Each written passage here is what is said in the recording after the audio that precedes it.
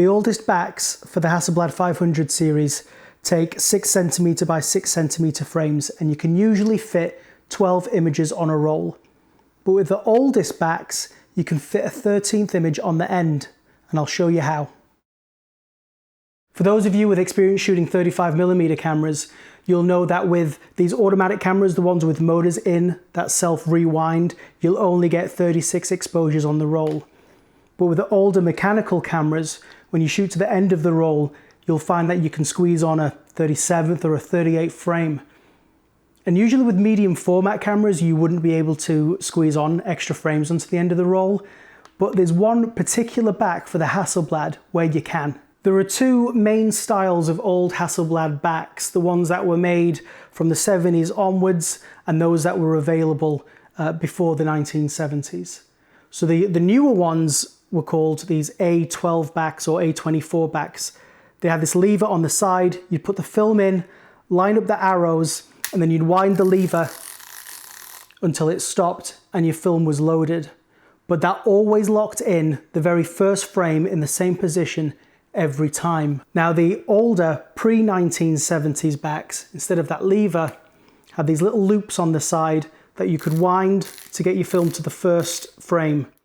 And it didn't do it automatically, so you had to open up the back and have a look inside to the paper that backed the film and wind it to just the right spot. And that's nice because it means that if you want to start it a little bit earlier, you can. You've just got to know where to stop the film for that first frame.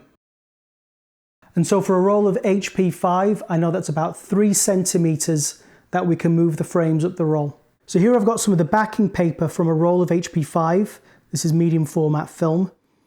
And on the back, we can see the tape where the film is attached to the backing paper. And that's always in the same spot.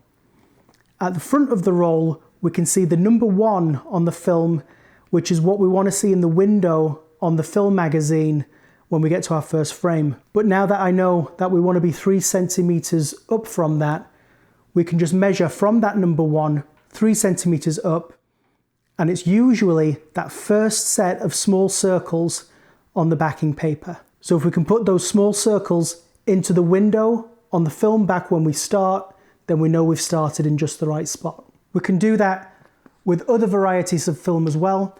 Here's the backing paper from some Kodak Tri-X, another black and white film. This one's a little trickier because you've got the number 1 that you want to see in the window if you were to shoot just a straight 12 frame roll. But if you want to get that 13th frame on, the only visual reference you've got is the word Kodak. And so the earliest you can start with a visual reference is the K. Now these backs were designed to only take 12 frames on the roll, and they'll stop taking pictures at the 12th to tell you that you're at the end of the roll. So you're going to have to bypass that mechanism.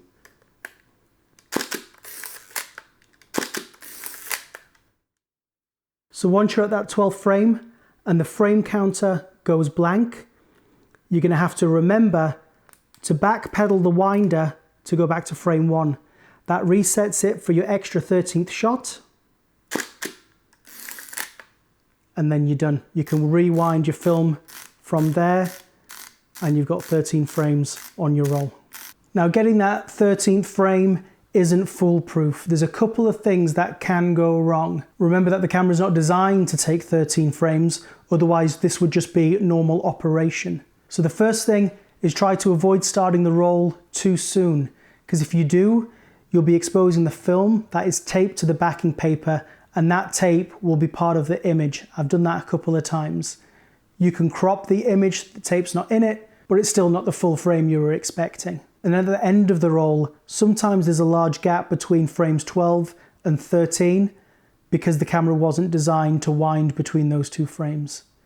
Sometimes that last image gets pushed over the edge of the roll, and it's hard to predict when that will happen. So given the risk, the 13th frame should be seen as a bonus and not used for any critical shots. The automatic backs are usually more expensive because they're newer.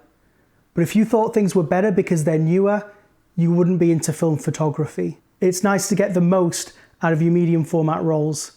So to me, these older backs are the most desirable for that reason.